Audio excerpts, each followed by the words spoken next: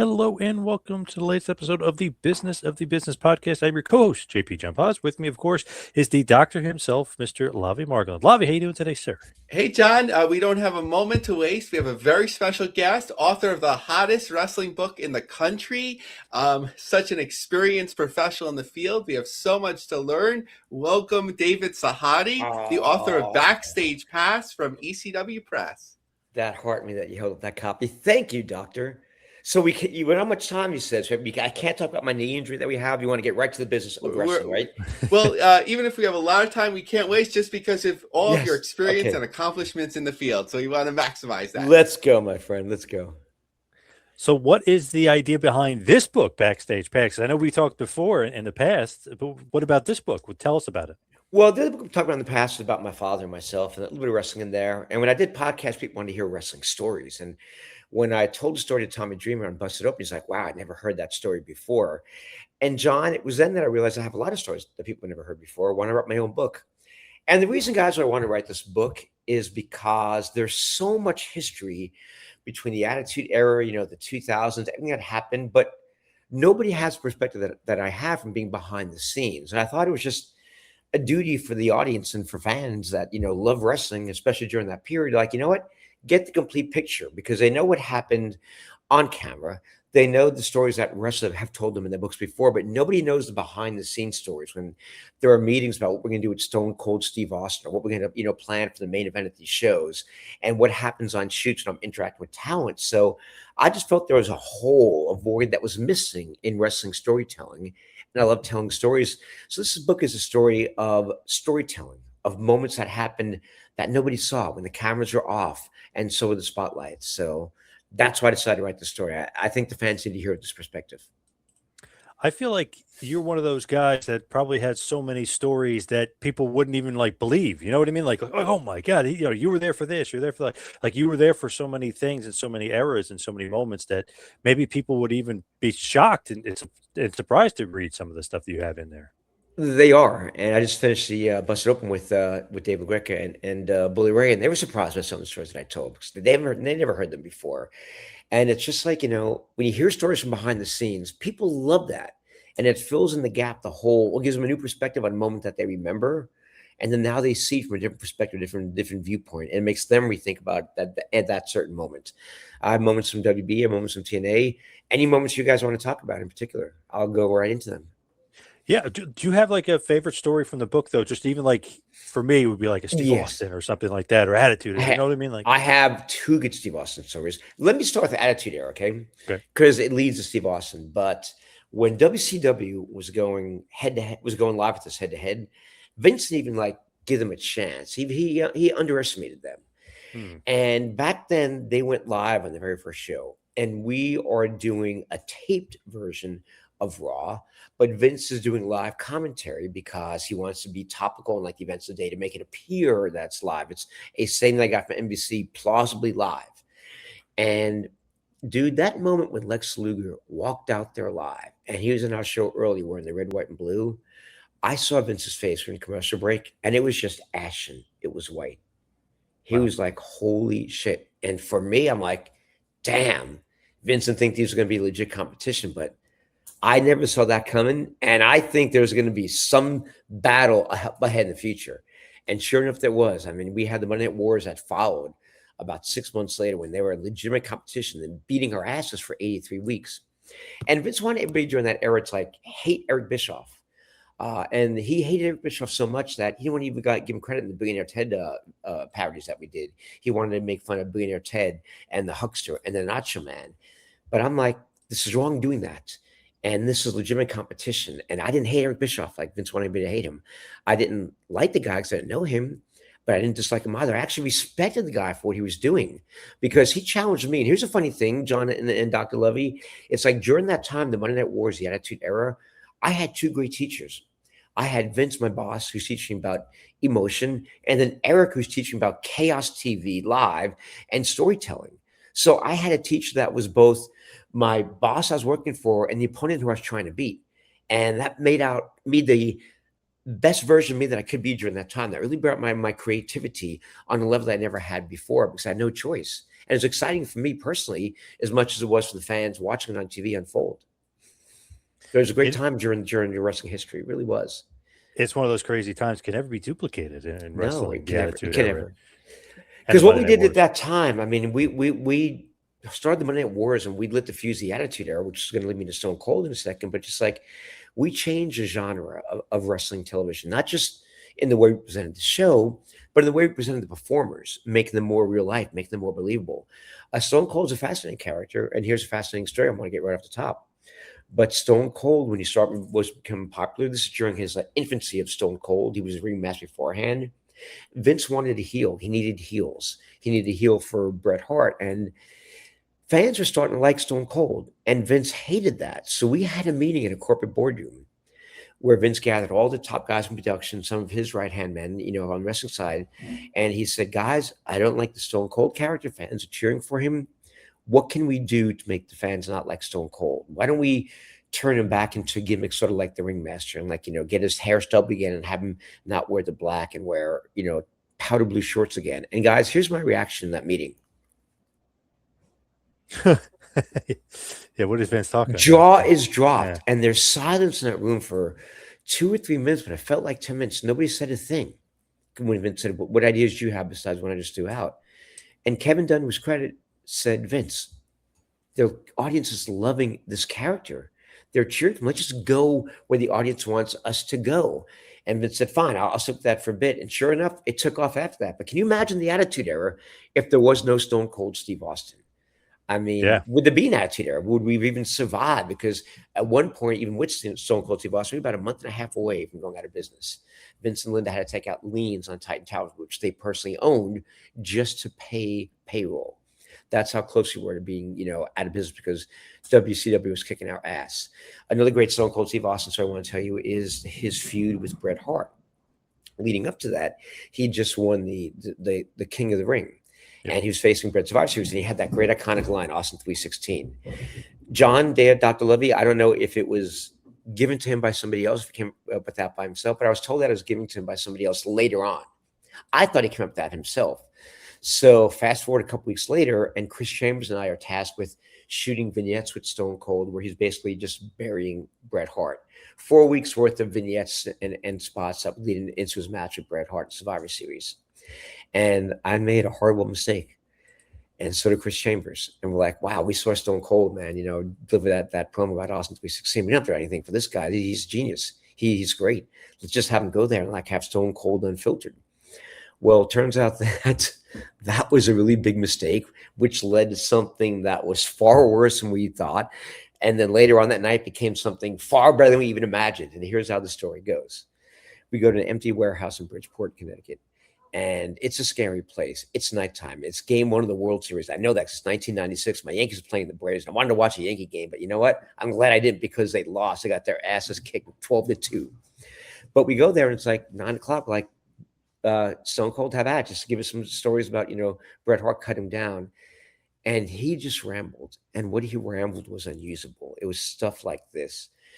Bret Hart, I heard you from Canada, The only thing I know from Canada are steers and then a word that rhymes that begins with letter Q, which I won't say.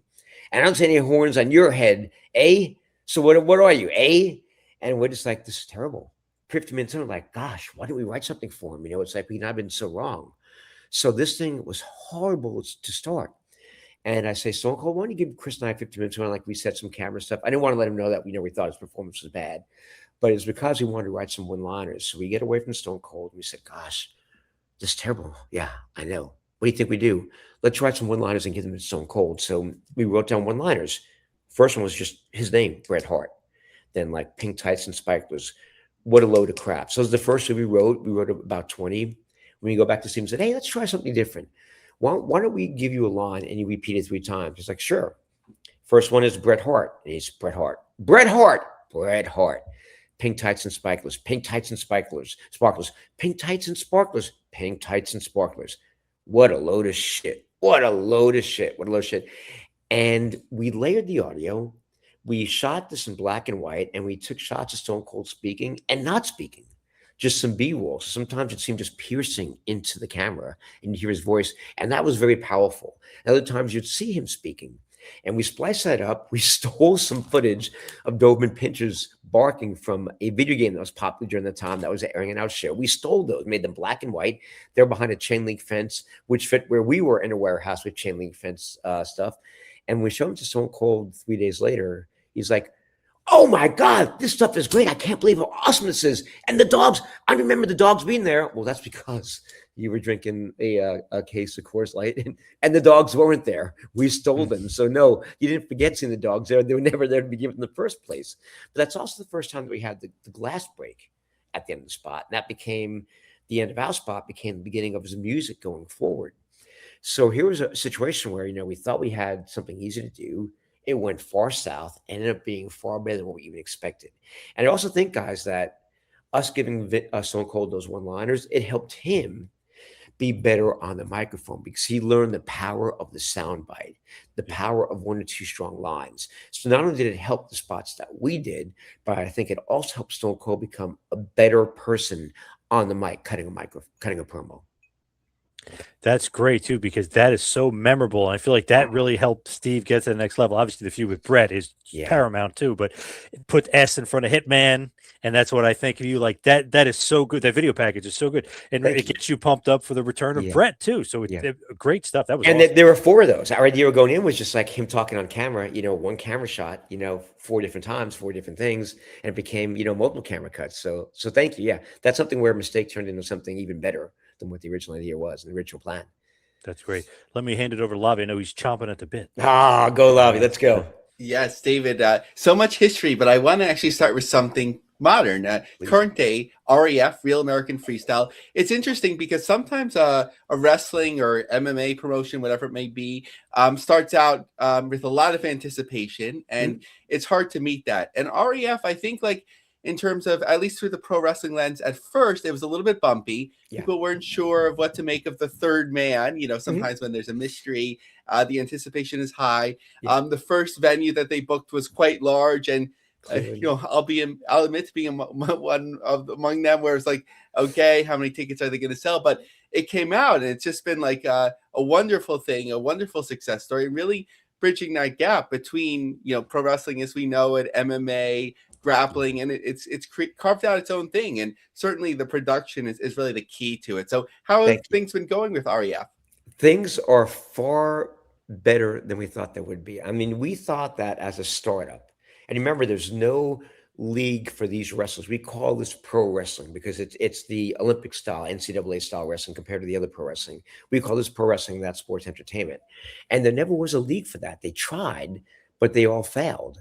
And when I got that call from Eric Bischoff about 10 months ago, I mean, it hasn't been a year yet, and he asked me to head up production and get him a budget, I was honored. I wasn't scared. I was challenged. And I love this. I loved Eric's vision for that. And Eric said on a podcast a month ago that 5 shows in, we're now 6 shows in, 5 shows in, we're at where he thought we would be a year and a half ago, because the first show was a major spike on Fox Nation on subscription buys, a major one.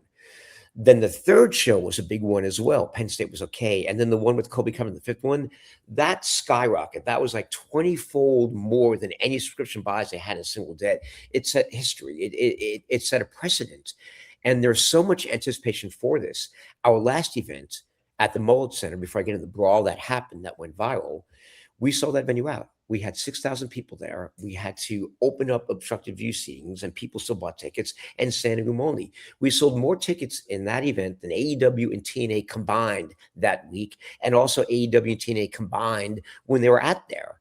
So think about that. That's our 6th show and already exceeding the numbers of TNA and AEW, which is amazing for an upstart. And a brawl broke out that you heard about. I'm not sure if you heard about this, John, but a brawl broke out after fight. Yeah. And it went viral, guys. And I'm told by Chad Bronstein, the CEO, that not only did it go viral and become #1 trending on social media, but it stayed at #1 for 48 straight hours. And this is right after we started a war with Iran. So, I mean, put that in context. So not only have we become so popular and this big hit amongst real wrestling fans, but like now we're in viral, we're trending, and it's just phenomenal. Everybody knows what Real American Freestyle is right now. And here's what I heard about the first show and the first two shows, Dr. Lavie. Just like you said, we don't know what to expect. Is Eric Bischoff Hogan production? What's it going to be? Even some wrestlers told me that. But when they saw it the first time, they were amazed. I want to tell you a story, if I can, about Chael Sonnen. You know who Chael Sonnen is, do you not? Yes. Oh, yes. Legend. Yes, I interviewed Chael Sonnen on right before our third show in Chicago. And he said this to me, which I didn't know. He said he was interviewing Ben Askren and about Ben Askren's recovery and his career. And it 2/3 of the way in, Eric said, "Why don't you guys mention something about REF and what you thought, your initial feelings?" And Chael Sonnen goes, "Okay." And he turns to Ben Askren, and I said, "Okay, cameras are rolling, let's go." And he says, "Ben, I don't know about you," this is Chael speaking, "but when I heard about REF, I'm like, yeah, you know what? It's going to be a one-off. They've tried this before, and it never works. They don't seem to know how to get it right." He goes, "And the day of the event, when I walked out there and I saw that set, I said, oh my God, this is bigger than the Olympics. This looks phenomenal." And we sat down, we did rehearsals, and I'm like, the production team is so professional and the stage is so grand. This might have a chance. And then he said that. I went home and I asked my mother asked me, Chael, how did it go? And he goes, I broke down crying. And she goes, what's wrong, Chael? Did it not go well? And he goes, no, mama, they finally got it right. There finally is going to be a league that's going to work. Someone finally got this thing right. He goes, I walked in there thinking it was a one-off. And hey, I can say I got to work with Kurt Angle 4 hours and sit side by side with him and like have a story. And I left thinking, we finally have our first professional wrestling that's going to work, that's going to sustain. And for him to cry about that and have disbelief going on there, but just want to do it for the novelty and then firmly believing in that, that's powerful. And I felt that the same way too. I'm a little nervous going in. How are the fans going to react to that? And just seeing the reaction of the wrestlers and the fans was just amazing. I knew that we captured lightning in a bottle and that we were the first ones to paint this blank canvas. And not only paint, but paint it so well with high production values. That's one thing Eric wanted to make sure, that we didn't look cheap, that we looked like the WWE, that we looked like UFC. And sure enough, we delivered. Eric actually said that we over-delivered on the production. And that's just like, I actually cried Sunday when I got home after the Saturday event because I was tired and I was happy. It's like I was nervous, but like, wow, we did it. We pulled it off. That's amazing. It's like we had a team of all stars that in production, but they never worked together as a full unit. This is our first time working as a full unit. And we pulled it off, not seamlessly. Every show's gotten better, but like for the audience at home, they probably didn't know, like the mistakes that we knew. Because if you don't know something's supposed to happen, it doesn't. It's not a mistake, to the audience at home. But what got me was that I'm looking through photos the photographer sent me, and I'm feeling the sense of joy, the sense of relief. And there's a picture of me, and I'm very tiny in the screen. And I'm like, I think that's me, because the shot is of the entire REF screen. And my dad meant everything to me. I'm sorry, I hit my computer twice. Sorry about that. But my dad meant everything to me. And there in this shot, it's the day before the event, the evening before, I'm wearing a white jet jersey that says Papaloo on the back, number 93. And I'm pointing up to cameraman. Looks like I'm pointing up to the heavens. And I broke down crying because there's so much symbolism there. My dad wanted me to get back into real sports before I ended my career. And I'm back in real sports. I wanted my daddy to be there with me to make this thing be a success. And the symbolism of me wearing his jersey, pointing up to what looks like the heavens with the gigantic REF screens. There's so much symbolism in that shot that I'm going to have it framed, enlarged, really big, and have it take up my entire wall in one of my rooms. So that was a great symbolic moment for me, besides just a historical moment of like bringing that to life. Amazing. Thank you for sharing. And certainly, even in this book, the love of your father and his mentorship and your relationship comes across so strong. And I have to, of course, I'm a little bit behind. Go back now that I've read this one, back and read even more about that. One of the things that I believe came up as REF was starting was that you were working with MLW, and you speak very highly of MLW in the book. But it seemed like for Court Bauer, there was a crossover that if you're going to be with REF, it won't work with MLW. Yeah. What happened there? Well, I knew that was going to happen. So I was going to actually have that press release put out there that broke the news of Court Bauer. And I knew about it before our last show in New York. That's the last show I did. But Court is the kind of person who I like working for. He's very passionate. He cares. He's intense. But what I don't like working for Court is like he's too intense. He's like the old school Vince from 25 years ago. And he has this thing about loyalty, which I understand. But nobody who works for Court can make a living just working for Court. You have to find other work to do. And to me, This is a sport. This isn't another professional wrestling league that's trying to compete with the MLW. It's an entity unto itself. This is ESPN. This isn't sports entertainment. And I knew that Court had a problem with that, but I wanted to deliver that New York show because I knew that there were going to be problems with the show in New York. I didn't want Court to find out and have that like in his mind. We had enough problems going already. So I wanted to tell Court after the New York show, because we had a 2-month sabbatical after that. And I told him through that press release because I knew that I wanted him to hear it first from somebody else before we had our talk. And our talk was fine. It was great. Court and I talked for like 30 minutes, but I knew that he had to spin it in a certain way. And I wanted to let him spin it in a certain way that, he wants to, whereas he who was one who's making the decision to fire me, when in actuality, well, I'll tell you this on air. I found out from somebody in RAF that Court actually called Chad and wanted to be part of RAF before he fired me. And he used me as leverage as a way of saying, hey, David Sahadi works for you. He's also working for me. Anyway, we can like work together. And, they politely told him no, because we didn't want the stigma. And by stigma, I mean legit sports wrestling, professional wrestling, sports entertainment are two different things. We didn't want people to think that this wasn't a real sporting event, because it was. We didn't want to like get involved yet with those kind of people. In the beginning, we had Eric Bischoff. That was enough. And I didn't know that Eric Bischoff was a amateur wrestling guy himself and loved the sport to begin with. So Eric's heart was really in there as a true amateur wrestling fan, but somebody who had the vision of sports entertainment. So the vision was to have the wrestling be real. And it is so real, guys. It's so authentic. You can bet on it right now. You can bet on the match. That just shows you how we're governed by the world governing body rules of wrestling, how we take it seriously, but how we also want to bring color into it, because these athletes are taught to go right to the ring, in the Olympics, be a sportsman, be stoic, don't show any emotion, do the match, shake hands beforehand, get your arm raised at the end, and walk off. But we want to bring emotion to it. We want to bring the characters out in those guys. And we're slowly doing that. It's finally starting to happen. These guys having personalities. And on show one guy did a call out to somebody in the UFC, and they had a match. And like now it's like almost every show after match, a winner is calling out somebody from the UFC. So we have this cross promotion thing going on now with MMA. Some of our guys are going there as well. And it's a beautiful thing that's happening organically. And the storylines are happening organically too. Like the brawl that broke out last week. Well, they have a rematch this month in Tampa. And that, I'm telling you guys, people are going to want to see what happens in that match.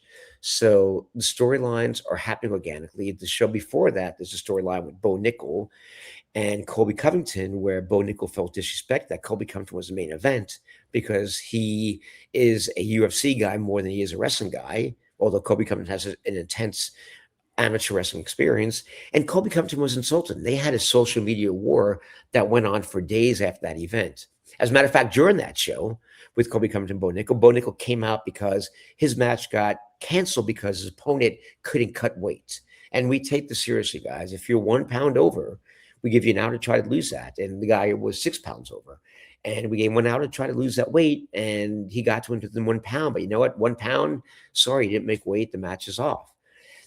So Bo Nickel came out there to speak since we promoted him on the show, and he challenged Colby Covington to a match because he felt disrespected by what Colby Covington said on social media at the press conference. And Colby Covington wins. And he comes out and he goes, hey, some buddy out here, some Nichols guy, somebody, he's disrespected by not remembering his name, challenged me to match. So you know what? I want to throw a challenge out there too. And then he mentioned some retired guy from the UFC just to throw shade on Bo Nickel, which I'm sure infuriated Bo Nickel even more. So that match is going to happen someday, whether it's in UFC at the White House. I heard just last night that might be canceled right now. So it's probably going to happen in RAF. People are going to want to see that match because really there's bad blood between these guys. So we don't have to write storylines. They're writing themselves, which is great. Yeah, amazing. And the Covington Nichols story, it just seems to have all these permutations. I just saw, yes, I believe it was today, Nichols said, I didn't sign a contract yet for, who I'm going to fight exactly at the White House. Yeah. So it could still happen there. It could happen at RAF.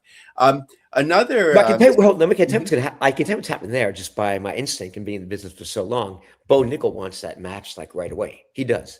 Colby Covington wants it too. He's just going to make the kids sweat for it. He's going to drag it out before they finally have that match. That match will happen. Bo Nickel wants it now. Colby wants it. It's like, you know what? They make this kid sweat for it. It will happen in 3 months, but not right now. I'll wrestle somebody else first. It's just the game playing, the mind games. That's all that's going on right now. Yeah, and just like the history of fight sports, the more you drag it out, the bigger Yeah, it gets. yeah. So certainly another promotion that you talked about a lot in the book, and there were so many enjoyable parts, but one that I really enjoyed was the TNA years, and Mhm. really in different eras and different Yes. ownership and so on. So thinking about maybe what was the difficult part of it with Anthem Sports, I think we don't hear a lot about Anthem Sports and their structures and how it went. Mhm. Was Len Asper involved in the day to day? I know that you had mentioned Anthony Siccione. What was like the Well, feel Anthony at Siccione was after Scott left. Scott was involved in the day to day. Len Asper was, the big guy, that the overriding guy, but he wasn't involved in the day to day. He wasn't involved in the creative. And I got let go because of budget cuts. And I called him over furlough and getting fired. And Scott, was on that phone call with I forget who his boss was at the time. Was it Len Asper? It was Ed. Some guy, Ed Norwich or something like that. I'm getting close. He's no longer there anymore. But North? Scott, Ed called me Nordholm. Yeah, he was like Scott's direct boss. Len was the overall guy. But like he was overseeing all the projects that Anthem had going on. And Scott told me it was like the most difficult call he had ever had to make in his life. And the reason why, I was making six figures, and they had to like make some budget cuts because they were in the red. TNA cooked the books when they sold it to Anthem Sports. They owed a lot of people a lot of money, and it was hidden. They owed me $33,000, which I never got. They owed Cumming Station, the offices, millions of dollars, which Cumming Stations never got. They owed a janitor there, and I feel so bad, like just about almost the same amount of money that he owed me, that they owed me. And it's just like, they sold Anthem something that looked okay, but was really hemorrhaging money. So they had to make these drastic cuts at first. And Mike Vetter, who's one person I was working with, Scott, just said, hey, you know what? I know you're hiring David Sahadi as an independent contractor to like direct, but I can direct the show too. So why don't you save some money by, like have me direct the shows? And I get that. I understand that. The company's trying to stay afloat. So I'm just a victim of like, TNA like selling, something that wasn't as sustainable as they thought it was. Anthem thought it was. And, I was only for a year because Scott brought me back a year later. And then when Scott got fired, I was at TNA. I kind of like lost my heart there because Scott was the heart and soul of it. Everybody was like running through walls for Scott. Scott D'Amore as a leader is one of those guys for 5 years from 2019 when I was there until he left in 2024 that you run through walls for without asking why. There are some leaders that, tell you to ask you to run through a wall for them. And you say, why do you want me to do that? And there are other leaders that ask you to run through a wall and you run through that wall without asking. Then you ask later, why did you want me to do that? And Scott is a ladder. He's a guy you'd run through a wall for without asking the reason why. And he was the heart of TNA. He's the one who brought TNA back. He actually got fired before TNA came back in that January. But he had to deal a 1 year severance package worked out. Anthony said, guys, I just want to stay on through January. I won't let anybody know that I'm not here anymore, but I want to stay on to see like TNA come back to life. I've been working on this for months. And they gave Scott that privilege. And, to Scott's credit, he didn't even tell me that he was gone. And we're very close friends. We still talk about 3 times a week. And, good for him for wanting to be there and not telling anybody, like, and be there for the return of TNA. It was Scott's dream all along. And when I found out, I was devastated. So part of my heart was gone. And I got really fired this time, not furloughed, but fired by that guy, Michael Siccione.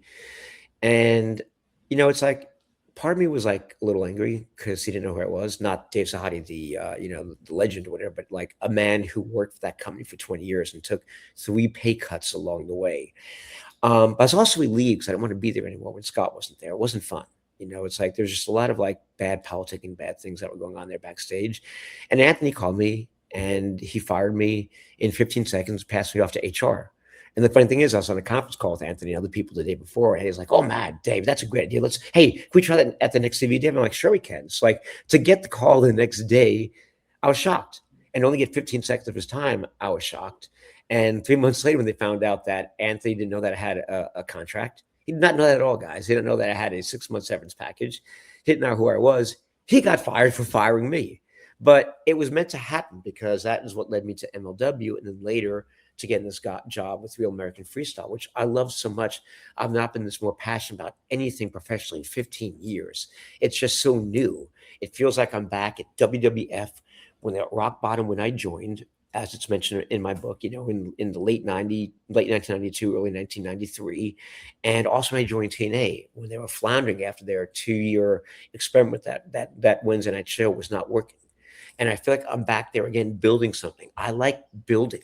I don't like joining a company that's already on top. I like being part of the creators that actually makes that building come on top. So to be able to tell people 10 years from now, 15 years from now that you're with RAF, yes. And I was there from day one. I was there when it was just an idea. I mean, money can't buy that. That's more satisfying than anything else to say that I was there when it was just an idea and I make that dream become reality.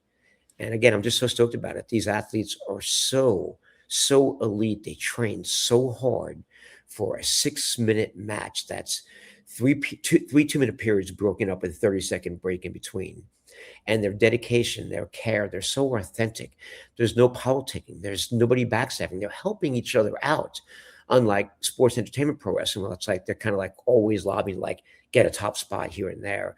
And these guys really care. They care so much, and their passion's undeniable. And they've inspired me right now. I'm the one who inspired people before. They are now inspiring me. Their dedication, their desire, their authenticity, their gratitude, their humbleness. It's an amazing world. It's surreal that it's so good. It's just phenomenal. So many amazing stories in the book. And as you mentioned the word elite, it reminds me of my last question with AEW. One of the things that you touched upon was it seemed like AEW's sort of aggressive recruitment of the production crew and team at TNA almost, to the effect of, stripping the team. Did AEW reach out to you? Were you interested in them? And like, what was your thoughts on how they were handling things in terms of taking talent? I thought that was disrespectful. I have more to blame on Tony Khan than I do Kevin Sullivan, because Kevin Sullivan and I were friends, and I was angry at Kevin Sullivan first for leaving on such short notice. But he told me how they'd actually been talking for a couple of weeks, before that, and they wanted to, make it a smooth transition. And Kevin Sullivan, his credit, did. But it was a shock when I got a phone call from Scott a week before they were leaving, and he asked me to, I was already with TNA part-time, but Scott wanted me to come back full-time right now and help build the staff with Eric Tompkins. So I was disappointed because I didn't think that was professional on either one's part, although I have less, anger at Kevin Sullivan for that right now when he told me his side of the story. But you just don't do that. You just don't steal an entire company's like post-production team, except for like Eric Tompkins and Kenny Smith, who stayed there, who's now, the producer of the show, as well as the one who replaced me as a director. And I'm so happy about that because I was teaching Kenny how to, become a director for the one day when I would leave. I didn't know I was going to get fired, and that day would come sooner than later, but Kenny's a great guy and a great director. So I'm so glad he got that. But that was just an ugly moment. I mean, just to take an entire other competitor's post-production team and just strip them away so suddenly, I thought that was horrible to Tony Khan. And I have very little respect for Tony Khan, because when we were doing that cooperative thing with AEW and the crossover with Kenny Omega, they kind of looked down at TNA. They were like, we let them air a 30-second spot in our show as a thank you. And it started out like, they were just promoting their show. It's like within a couple of weeks, just Tony and Tony Schiavone, the two Tonys I call, just bashing TNA. I'm like, shame on you guys. Shame on you pricks. Here we're giving you like free advertising, which now is 3 minutes long, and you're tearing us apart by promoting your show. And we're allowing that in our show. And that was so horrible, I thought, and so classist of those guys to do that. And I have no respect for Tony Khan at all. I wanted to work for them, getting back to your first question, but not in the role that I was. I wanted to do a launch for them. I wanted to do the stuff that I was doing with WWE, the image spots, the cross-channel spots, the spots that are airing outside of AEW to get viewers to get interested in this new product that was coming on. I wanted to tease it as something that they didn't know was wrestling at first, just to get that intrigue going. And just, these images, not saying what it was, and just have that date. I forget the date, let's just say it was 10/10/19. I think it was 10/4/19. Just that date, it's coming. And then, elaborate more as like the months went on. So I want to go back into the role I had at WWE when I was a creative director, doing those iconic image spots. That's the role I wanted to have. But Tony obviously doesn't believe, I heard, like in promotional imagery or even in cold opens before shows. He just likes to get right to the shows. So it wouldn't have been a good match anyway between Tony's vision and my vision. No, thank you so much for explaining that. Let me turn over to John. Okay. Dave, give us one last big push for Backstage Pass, Tales from Beyond the Squared Circle, and where everybody can get it. Okay. It's not a wrestling book, but it is a wrestling book.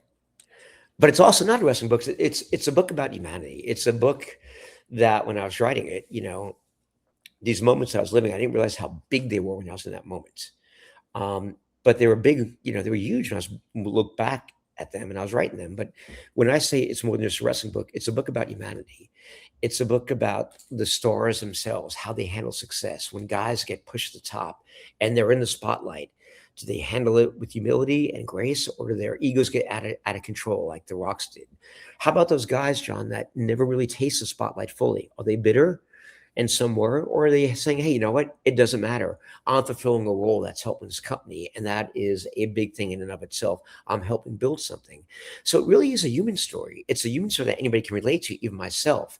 I discovered in writing the book how much I gave into the business and how much it took out of me. And I realized how, like every great legend that I ever worked with, they all shared one common fear. And that is a fear of becoming irrelevant, of one day no longer mattering, no longer being the headline. They all shared that fear because that's a human instinct. So I think anybody who has encountered adversity in their lives, and we all have, can relate to this book on just a human level, how people handle adversity, and how they handle success as well. So it's more than a wrestling book. It's stories that fans have not seen before, a different perspective than what they've seen on television. This is what's happened when the TV cameras are turned off. So it just adds to their memories, but it's also a story about the human experience in and of itself. And that's why I think it's a great book. And where can everybody find it?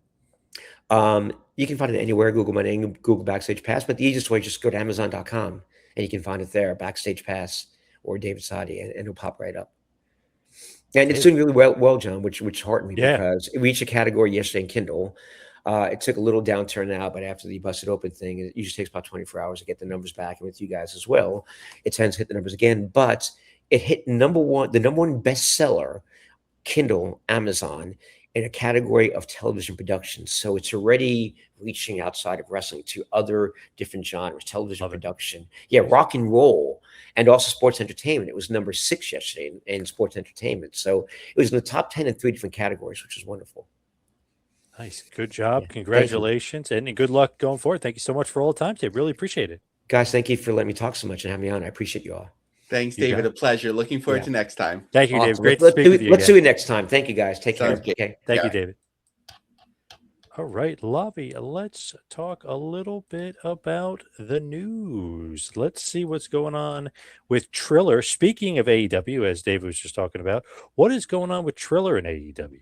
Yeah, so partnerships, relationships, all that sort of thing. So as we talked about not too long ago, what came out with the numbers, and we'll get into them again just as a refresher, AEW's relationship with Triller was so key to Triller, basically their revenue and having money coming in, I guess, in so many words. And now that there's a My AEW International, it kind of answers the question, sort of, why is AEW staying with Triller when they do have issues? We didn't know of any particular issues between AEW and Triller, but as others were reporting issues. So they were working on something, and now they have it.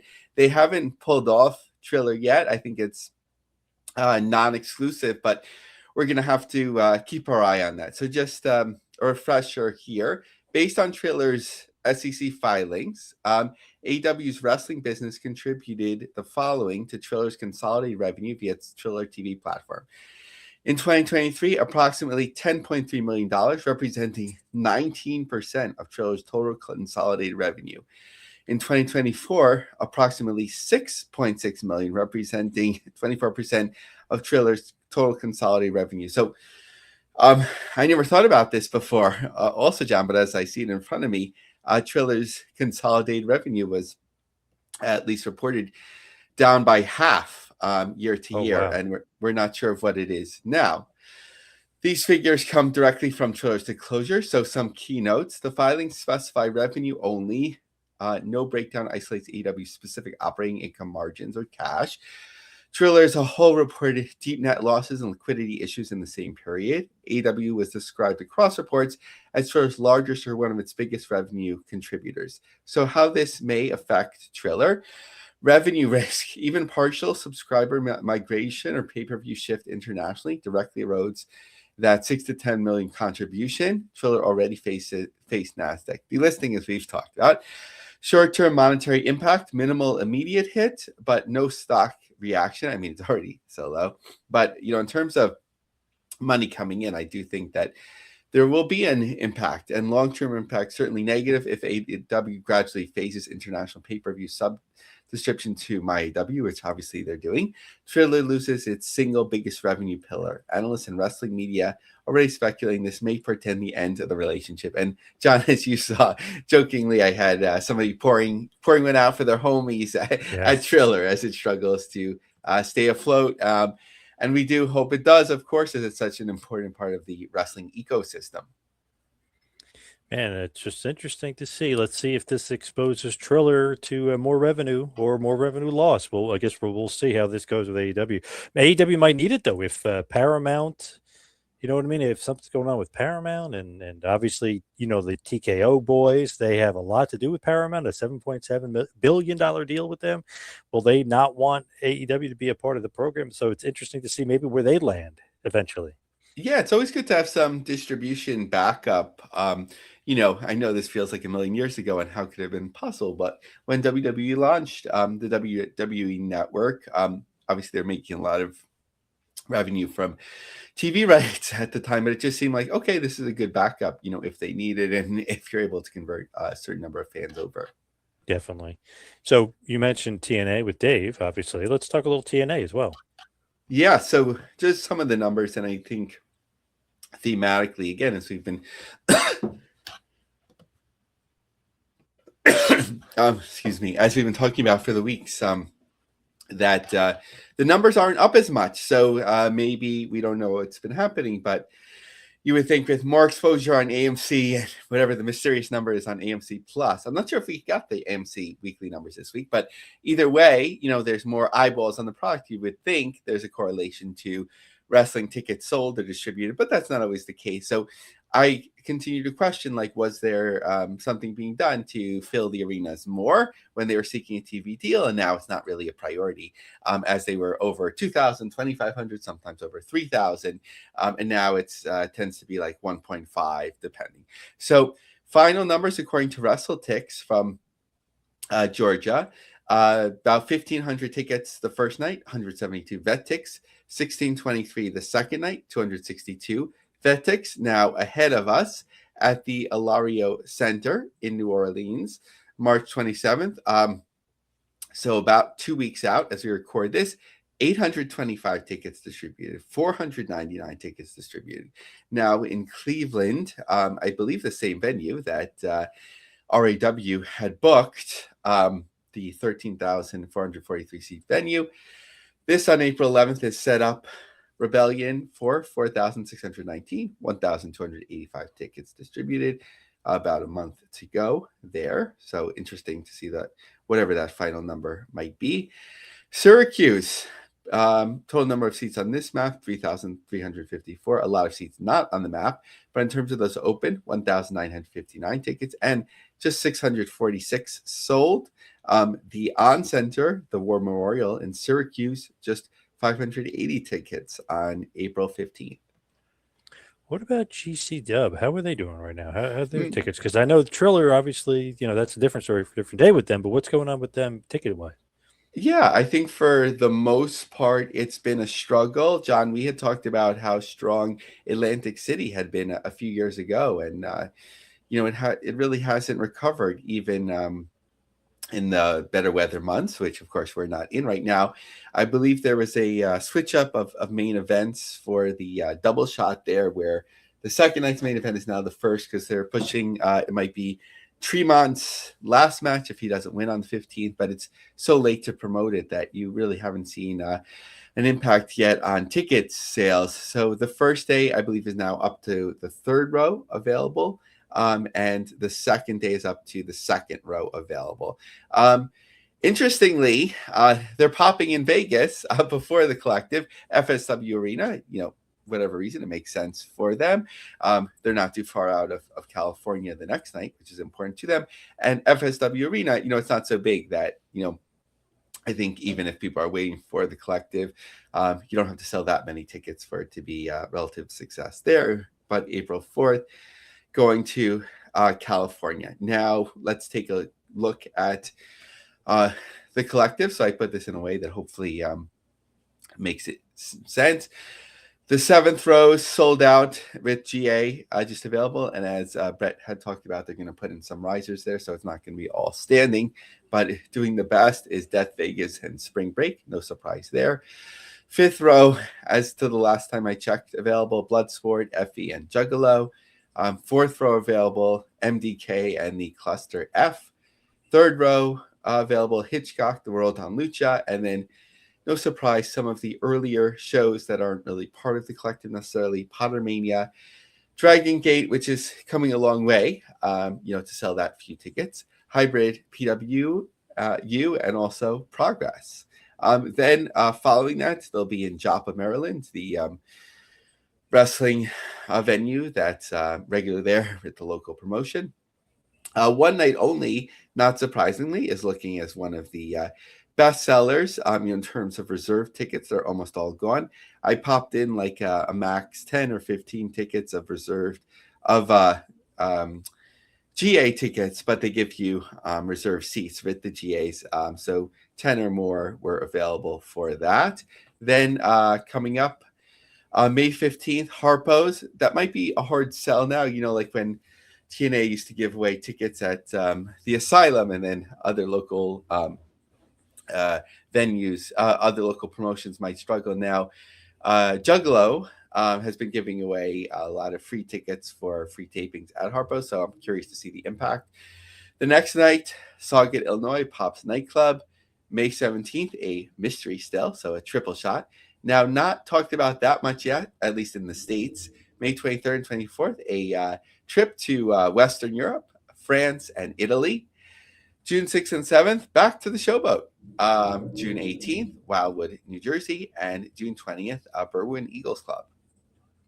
What is going on in the world of MLW? Obviously, we know they got a couple Philly shows coming up. Yeah, so MLW, quite busy schedule compared to their recent times. March 14th in Atlanta, April 12th in Charleston, May 9th in Chattanooga, June 11th New York, June 12th Philly, followed by Philly on the 13th, and November 7th in Chicago. So taking a little closer on April 12th, there's a lot of support there. You have New Japan branding, CML branding, in addition to MLW branding, and calling this their home promotion. It looks pretty good in terms of tickets distributed in that venue. Let me see. Which am I talking about? April 12th, right? Yeah. So that's that.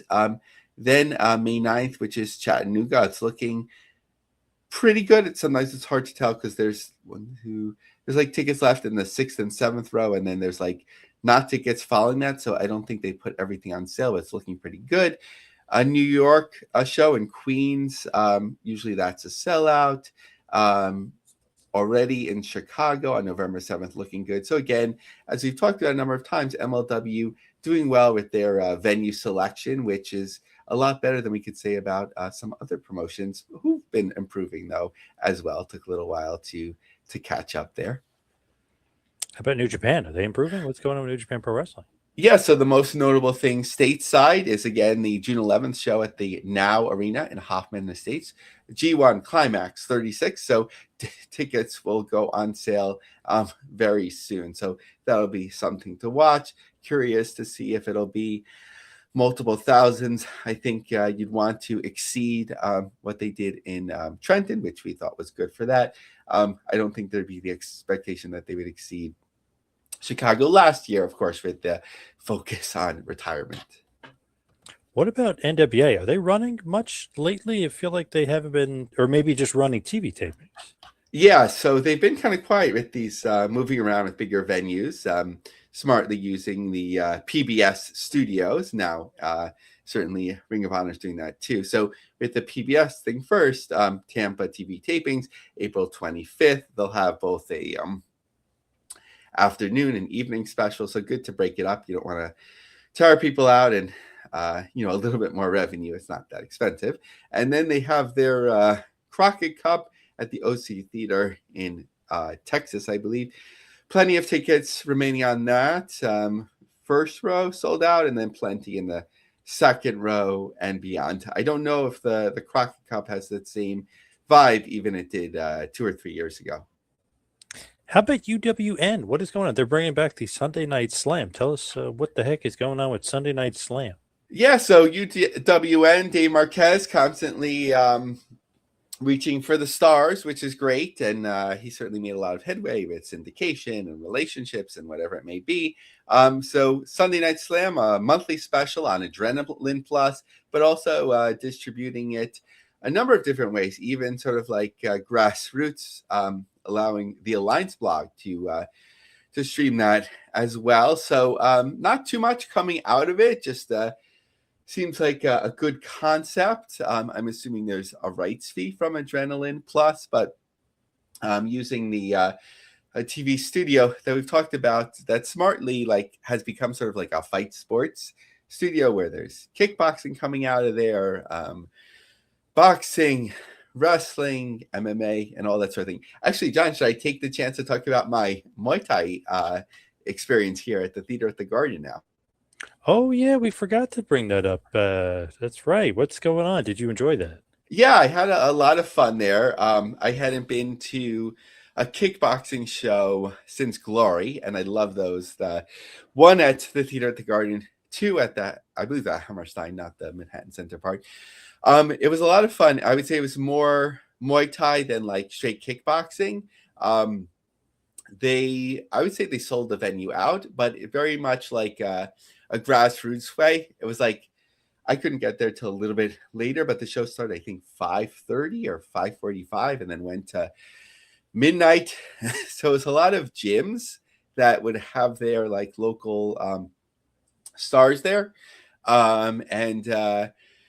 Interestingly, like I think Muay Thai in New York is growing a lot with the Hispanic community. A lot of gyms represent there by Hispanic population. Also a fairly strong Russian contingent. A Russian was in the main event, and I was in the second row. And the first row didn't fill up till right before the main event. A few Russian guys came in, and one of their significant others had like a mink or fur coat. I was a little bit nervous. I was like, who are these Russians? And like I was like deathly afraid. What if I step on the coat, by mistake? I might be careful. I might not make it out of there, Yeah, you better be careful out there, Lavie. Yeah. Not saying anything. I love Russian people too, but sometimes you could tell, people come in that they're coming from a certain background or whatever it may be. But really a fun experience. I would love to go back. Maybe you'd like to check it out sometime, John. Yeah, I love the Theater at Madison Garden. The cool venue, especially for sports. Yeah, there's just something like a little bit like it's like upscale, but like it feels like a little bit like tough too, like a little bit dangerous too. Like there's just it's a great venue on television too, especially like when they would do like HBO After Dark. Great venue for boxing. Not so great for pro wrestling if you don't have a good seat. I was so glad to go to that WCW show. Like shortly after the NWO debuted, but they weren't doing any house shows. But it was like Flair against Randy Savage, Sting against the Giants. It was my first time going to WCW, but it was hard, like being a kid when people stand up, like sloped theater seating isn't really like set up for that. True. Good call. Now, this is kind of random, going from that to Lucha Libre, but what the heck is Del Rio up to? I know he's had a few great moments in Madison Square Garden itself, but what's going on with him in LM52? Is he starting a new promotion?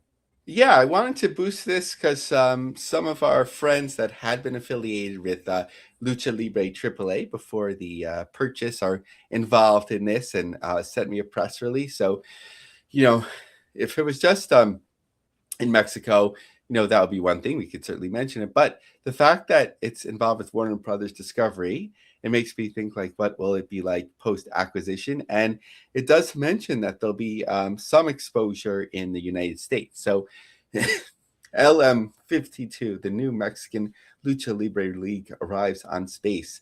LM52 was founded with the objective of becoming a platform for development, visibility, and consolidation for new generations, established wrestlers, and independent talent. Of course, Del Rio is the the key to all of this in terms of on screen, for better or worse. As part of its launch, LM52 announced Foro Interlomas as its inaugural venue. At Foro Interlomas, we are ready to demonstrate that Lucha Libre can be elegant, vibrant, and above all, a world-class show that stands along any international league. Apologies, I thought I grabbed the part of the promotion which talked about some of the distribution in the States. I missed that, but it mentioned it in the press release. Now, your favorite topic of all time, here and there, with maybe even a cancellation notice here, Lavie. Yeah, so of course, unfortunately, we talked about the dangers of this, with the war in Iran. Of course, a smaller thing compared to, our soldiers putting themselves on the line and, different civilian populations in danger. But not surprisingly, that the IPWA had to cancel its Passover event, especially with all the international talent that had been planned post-controversy. PCO, Rhino, let's see, Chris Masters, Carlito, and so on. So, this promotion's been around a while, so I'm sure they'll come back around again, and hopefully soon, if everything is quiet. House of Glory and the big event, not too far away, but not moving too many tickets yet. They need to pull a rabbit out of their hat.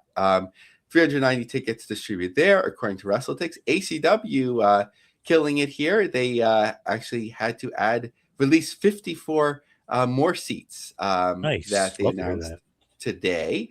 WrestleTix had it yesterday at 1674 with the 1708 setup. So I don't know if it'll be as clean as 1772 with the final number, or there'll be more release seats or different discrepancies there. But certainly one of the best towns and venues for independent wrestling for about 25 years now.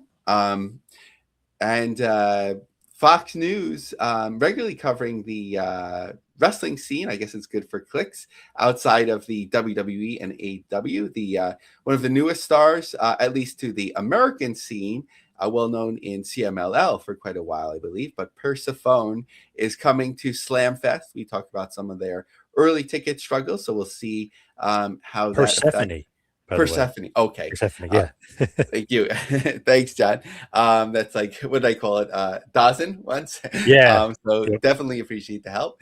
And TJPW has a boost in their ticket sales, 815, but pretty big venue again, which I was a little bit skeptical of to start.